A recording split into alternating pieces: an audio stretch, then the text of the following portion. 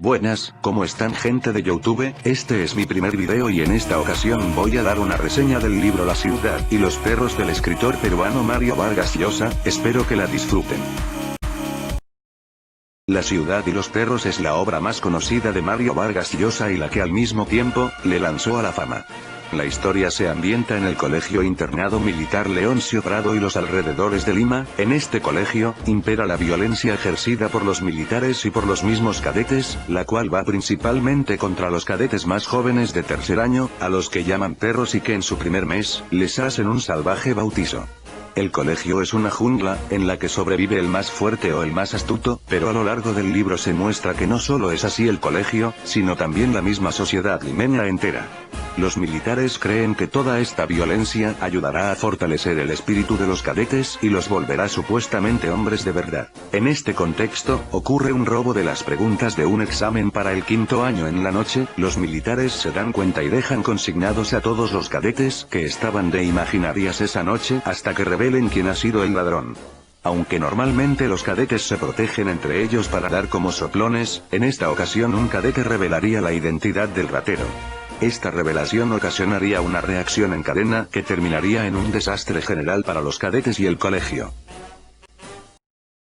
Lo que nos lleva al siguiente punto, que es la crítica al significado de la masculinidad. A lo largo de la novela se habla de que la mayoría de los personajes creen que ser hombre es ser violento e insensible, tomar alcohol, fumar, culear, robar, engañar, apostar y saber hacer la criollada. Esta definición, que es falsa, es lo que vuelve el comportamiento de los hombres como animales, como perros. Otro tema es el de la discriminación, que está presente en toda la obra, que si bien es especialmente contra los indígenas y serranos, igual es contra todos. No importa que seas blanco, negro, indígena, chino o mestizo, igual la vas a sufrir de alguna forma. Por último, se cuestiona a las Fuerzas Armadas, presentándolas como una organización corrupta e inefectiva. En este contexto aparecen nuestros protagonistas, cuyos nombres son Alberto Fernández, alias el poeta, Ricardo Arana, alias el esclavo, y el jaguar, el cual su nombre real nunca es revelado. Se tratan además de forma menos extensa la vida de otros personajes como el teniente Gamboa, el cadete apodado Boa, y Teresa. Los personajes tienen personalidades definidas, tienen un pasado con el que se entiende su comportamiento en el presente, tienen sueños y puedes empatizar con lo que les sucede y sienten. Algo que faltó aquí a mi parecer, fue darle un poco más de desarrollo a Teresa en la obra. La historia está narrada de forma atípica, ya que no es lineal. Uno tiene que ir construyendo la historia él mismo como si fuera un rompecabezas. Hay además distintos tipos de narradores. A veces es uno omnisciente, y otras veces son los personajes que cuentan una parte de la historia en primera persona, como lo hacen el Boa o Teresa. También algunos narradores tienen identidad desconocida, la cual uno tiene que ir descubriendo cuando vaya leyendo la novela. Aunque esto pueda parecer complicado, es lo que hace que el libro sea más especial, ya que todas estas ideas están bien establecidas. Algo que me gustó fue la forma de representar los pensamientos por escrito, ya que aunque es desordenada, es muy apegado a cómo pasan en realidad y hace ver a los personajes más humanos.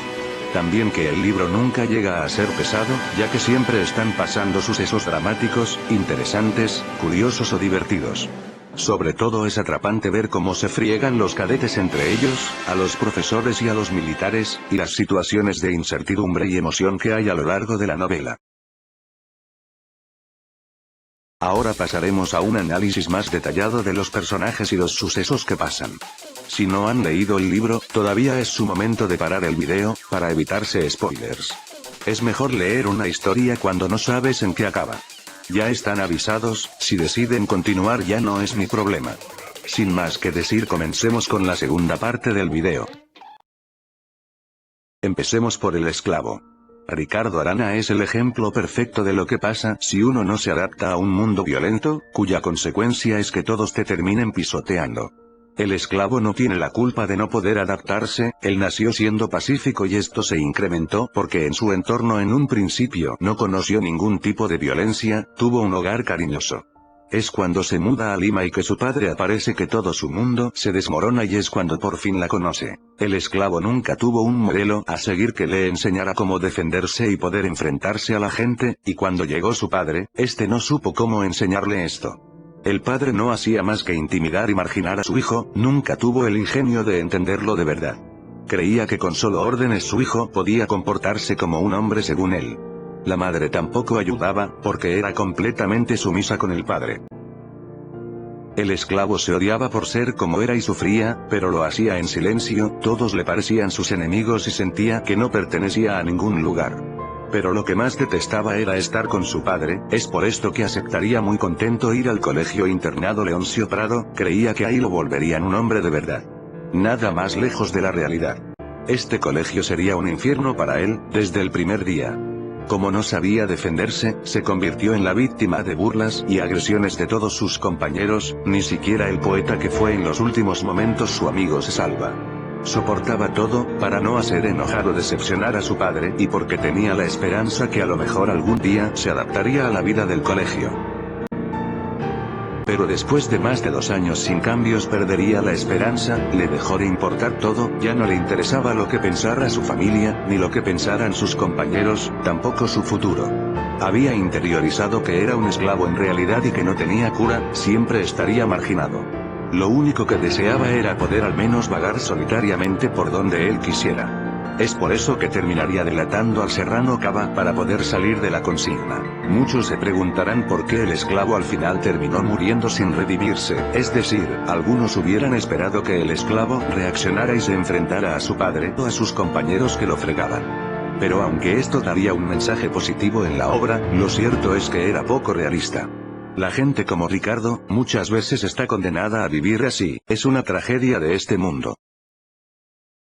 El poeta es un personaje que no debería estar en el colegio Leoncio Prado, ya que ese no es su mundo, varias veces se recalca eso en la novela. El poeta solo está en ese colegio por la creencia de su padre que yendo ahí se le quitará lo vago y se enderezará. Aún así, lograría adaptarse con éxito y hacerse respetar entre sus demás compañeros, siendo ingenioso con sus insultos y acciones, además de ser reconocido por su venta clandestina de novelitas eróticas. Aquí se demuestra que la astucia puede igualar o sobrepasar a la fuerza, ya que el poeta no sabía pelear. El poeta no venía de un entorno violento, él vivía en Miraflores y sus amigos ahí se comportaban de forma amigable, no de una forma salvaje, sus padres eran de una familia acomodada y los únicos problemas que tenía eran los típicos de un adolescente normal, como decepciones amorosas o reprobar cursos en el colegio. El único problema grave que tenía eran los conflictos en su casa, ya que su padre engañaba con otras mujeres a su madre. Pero esto nunca le pareció importar demasiado, de hecho el poeta admiraba a su padre y lo consideraba como un ganador en la vida, queriendo ser como él cuando creciera. Pero su vida en el colegio militar cambiaría cuando se hizo amigo del esclavo, al que llegaría a defender de las agresiones de los demás. Primero que por Ricardo, Alberto conoció a Teresa. Aunque solo iría en un inicio a su casa a decirle algo de parte del esclavo, terminarían convirtiéndose en enamorados, así el poeta traicionando la confianza de forma desvergonzada a su amigo, ya que Ricardo le había dicho que estaba enamorado de ella. Y segundo, que la muerte en circunstancias misteriosas del esclavo afectaría profundamente al poeta. Sobre todo, el poeta sentía culpa porque el esclavo se había ido sin saber la verdad sobre su situación con Teresa, y por sus sospechas de que Jaguar lo había matado. El poeta incluso se arrepiente de haberlo conocido al esclavo, porque no le gusta sentirse intranquilo y con remordimiento. Para menguar estas penas decide entonces tratar de hacerle justicia al esclavo, por lo que denuncia al Jaguar como su asesino ante el teniente Gamboa, argumentando que él había descubierto que Ricardo había sido el soplón que denunció a Cava y que por venganza lo mató. Además, para que éste le crea, revela todos los vicios que tienen y cochinadas que hacen los cadetes de su sección a escondidas de las autoridades.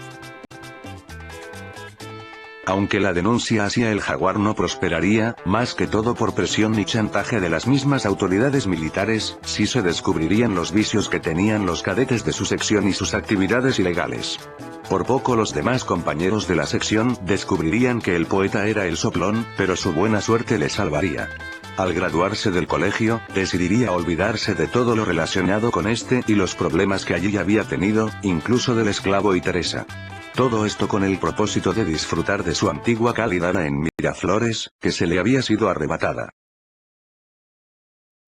El jaguar, por otro lado, es el ejemplo de cómo una persona se puede malograr por la violencia y el vicio de la sociedad. El jaguar en un principio era de hecho buena gente, esto se puede ver en los relatos donde él describe su infancia y cómo estaba perdidamente enamorado de Teresa, llegando a ser bastante tiernas las acciones que hacía Jaguar para impresionarla. Que fuera huérfano de padre, pobre y las malas juntas lo cambiaron. Fue por el flaco Higueras, este era un ladrón que supliría la falta de figura paterna que tenía el jaguar. Este delincuente era un personaje pintoresco y simpático, se preocupaba por lo que le pasaba a Jaguar y nunca le trató mal. El jaguar inició en el vicio y la delincuencia poco a poco. Primero, empezó tomando alcohol y fumando cigarrillos con el flaco Higueras. Después, le ayudaría en alguno de sus robos, cuando necesitaba dinero y por último, se uniría de lleno a su pandilla y abandonaría su casa. Jaguar lograría adaptarse bien a este nuevo entorno de la pandilla, se llegaría a acostar con prostitutas, aprender a pelearse con otros delincuentes y perfeccionar el arte de robar. Pero aún así, siempre se acordaría de Teresa. Jaguar no se atrevía a hablar con ella en persona porque tenía vergüenza, ya que en un altercado, de la cólera la había insultado y se había comportado como un loco con sus amigos. Volviendo a su pandilla, tendrían suerte solo un tiempo, porque después por unos soplones la mayoría terminaría siendo arrestado. Jaguar pudo escapar con las justas, y aquí surgiría su odio hacia los soplones. Después Jaguar volvería a su antiguo barrio, pero descubrió que su madre se había muerto y que Teresa se había mudado cuando se armó de valor para buscarla. De ahí, malviviría como vagabundo hasta que decidió irse a la casa de su padrino, y después terminaría por ir a estudiar al colegio Leoncio Prado. Leoncio Prado, a pesar de ser un entorno violento, no sorprendió mucho a Jaguar. Él ya había pasado situaciones peores que esa, por lo que no resulta extraño que se convirtiera en el líder valiente de sus compañeros en las luchas contra los de cuarto año en un inicio, formando él la organización llamada El Círculo. De hecho, Jaguar sería tan respetado por sus compañeros, que estos tratarían de imitar su comportamiento y dejarían que él mismo fuera quien se pusiera su propio apodo. Hay una frase que resumía el comportamiento del jaguar: comer o ser comido. Por eso a Jaguar no le importaba maltratar a la gente o cometer fechorías dentro del colegio. Pero a pesar de comportarse de forma fría y violenta, conservó algo de su antigua personalidad representada en principios éticos. Se puede ver la ética del jaguar en el final de la novela. El jaguar no delata al poeta como soplón ante el resto de sus compañeros, aun cuando lo estaban acusando a él mismo por 3 razones. Primero, él mismo no quería ser un soplón. Segundo, porque el poeta había sido un soplón porque quería vengar al esclavo, y él consideraba esa una razón válida. Y tercero, porque se decepcionó de sus compinches de su sección. Él se consideraba como el caudillo de su sección o incluso su tutor, quien les había hecho hombres, quien les había protegido de los cadetes de cuarto año, y el que les había liderado en innumerables aventuras y fechorías dentro del colegio. Pensó que lo habían llegado a estimar, cuando en realidad solo le tenían respeto por temor. Por esto solo bastó una pequeña cizaña para que le empezaran a gritar soplón y se le pusieran en su contra. El jaguar quedaría asqueado de ellos y de todo, por lo que no querría hablar con nadie, incluso con el boa, que de hecho sí era su amigo y fue el único que le defendió. Una pregunta curiosa es por qué Jaguar al final se convierte en dueño de la historia y sale airoso. Es simple, en una ciudad donde predomina la criollada y la ley del más fuerte, no hay mejor héroe posible que quien se haya adaptado mejor a estas condiciones y que después se haya redimido solo de lo negativo que traían estas, en este caso Jaguar, quien termina siendo un hombre de bien e incluso quedándose con Teresa, el también interés romántico de los otros 2 protagonistas. El boa es otro cadete de la primera sección, que es su compinche más fiel del jaguar. Su apodo viene de su miembro viril muy grande que tiene. El boa se comporta por fuera de forma asquerosa y salvaje, pero el boa en realidad es muy reflexivo por dentro y se comprueba que siente lo que pasa a su alrededor. Él narra sobre todo los hechos cotidianos que les pasan a sus compañeros de sección y les da un análisis de una forma divertida. Una característica del boa es que tiene como una mascota, la perra malpapeada. Esta perra del colegio en un principio es molesta para él porque se le pegaba mucho siguiéndole a todos lados, pero después se convierte en una especie de tranquilizante para él y le agarra cariño. Cuando se siente triste, le acaricia y juega con ella para alegrarse y cuando está molesto le pega. Pero la perra nunca protesta y le es incondicional siempre, justo como el boa le es incondicional al jaguar. Pero la característica fundamental que tiene el boa es su fanático racismo contra los serranos, creyendo de estos toda clase de estereotipos y expresándose de ellos de forma despectiva. Que si son traicioneros, que si son feos, que si son brutos, etc. El boa así representa el racismo normalizado en el país.